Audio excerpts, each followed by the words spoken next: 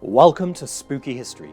In this episode, we're diving into the weird folklore tales that inspired the fae-like character of Puck in Shakespeare's A Midsummer Night's Dream. You're getting culture today. You're welcome.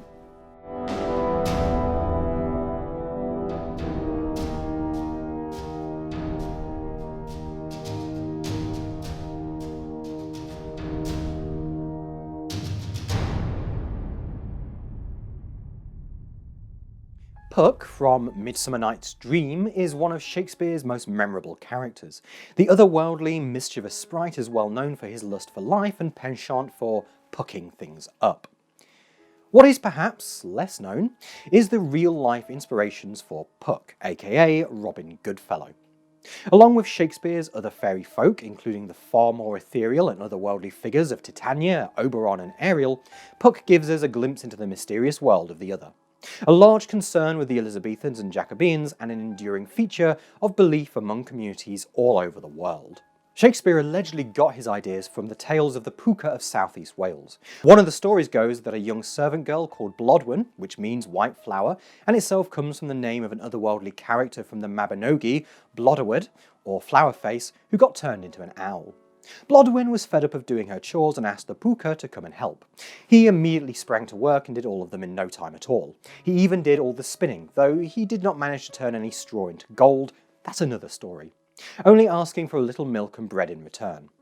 One night, Blodwen was hungry and ate all the food before the Pooka could get to it. He was incredibly annoyed and retorted by scratching and kicking her before disappearing. From that moment on, the Pooka was not often seen, but he was very much felt, and he went on a rampage, knocking on doors, bothering sheep and cows, destroying furniture and fences, and generally being a bit of an asbo. A farmer tried to shoot him, but was attacked by a mysterious force, by stones and blows to the head. Later, another farm worker called Job, on his way home from work, saw a light in the forest, which he followed, hoping to get home. Every time he got nearer, the light disappeared or got further away, leading him deeper and deeper into the woodland and sharp branches. Before long, scratched and disoriented, he stopped walking suddenly. He looked over to see a small, malevolent-looking creature with enormous eyes and sharp teeth smiling at him from across a deep chasm, and realized that if he had taken even half a step more, he would have ended up at the bottom. When the creature realized that Job had seen the drop and had no intention of walking forward, the Pooka grimaced and spat into the gorge, and then disappeared, never to be seen in that area again. What a little tyke. It is said he went to live in a cave in the Clydach Gorge, known these days as Shakespeare's Cove, because Shakespeare allegedly went to visit. Whether he was charmed by a mysterious sprite when he was inside is a matter of debate, but these things do obviously happen. Throughout the Celtic and Norse worlds, the notion of this mysterious creature was vague and wide-ranging. It may have looked like a goat, it may have had horns and white fur, it often had sharp teeth and bright eyes, and it always caused destruction, even if it sometimes seemed to have appeared to help out at first. It has a reputation as a shapeshifter, so it can appear as almost anything at all.